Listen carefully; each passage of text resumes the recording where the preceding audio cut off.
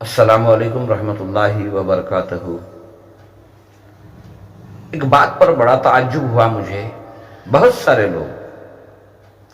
قرآن تو پڑھتے ہیں لیکن قرآنی معلومات سے اللہ کا پیغام دیکھتے ہیں لیکن اللہ کے پیغام سے بہت دور ہیں۔ جیسے کہ میں ایک مثال دوں، میں قرآن پڑھنے والا ہوں یا قرآن اللہ کا پیغام پڑھنے والا ہوں،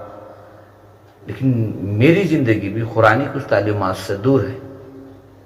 اور میرے گھر کے اندر جب دیکھیں تو میرے بچے بے نمازی ہیں، حلال حرام کی تمیز نہیں ہے، نماز کی پابندی نہیں ہے، بےہودگی، گالی گلوچ، فحشائیت میں وقت گزر رہا، تو ذرا اندازہ لگائیں میرے قرآن پڑھنے سے، اللہ کے پیغام کو پڑھنے سے میری خود کی زندگی پر کیا اثرات ہوئے۔ اگر کوئی مالدار ہے، اس کے بچے خرچوں کے لیے ترس رہے ہوں یا کسی کے سامنے جا کر بھیک مانگ رہے ہوں، کیا ایسا ہو سکتا ہے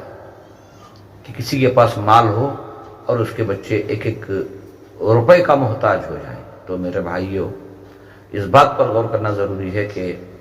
جن لوگوں کو اللہ تعالیٰ نے قرآن پڑھنے کی صلاحیت دی، اللہ کا پیغام پڑھنے کی صلاحیت دی، ان کو سمجھنا بھی چاہیے کہ یہ پیغام ہے اللہ کا بندوں کے لیے، اس میں ہمارے لیے کیا پیغام ہے۔ رمضان المبارک کا مہینہ آ رہا ہے،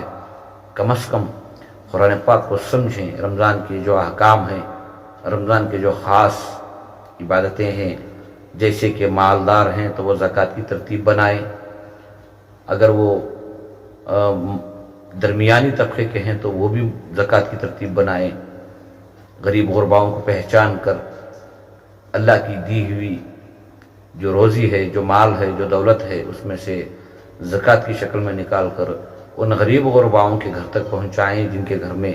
کمانے والے نہیں ہیں یا کمانے والے کمزور ہیں۔ ہو سکتا ہے کہ آپ کے دینے سے ان کا رمضان کا مہینہ بہتر گزر جائے،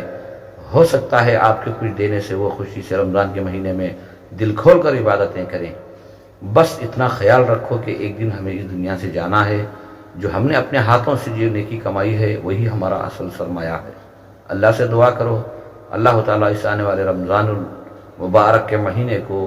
ہمارے لیے برکتوں والا، مغفرتوں والا بنائے، اور جہاں تک ہو سکے ہمارے درمیان ہمارے ماتحت جو لوگ ہم سے کمزور ہیں تو ان پر جو حق بنتا ہے وہ حق کو ادا کرنے کی اللہ ہمیں توفیق عطا فرمائے۔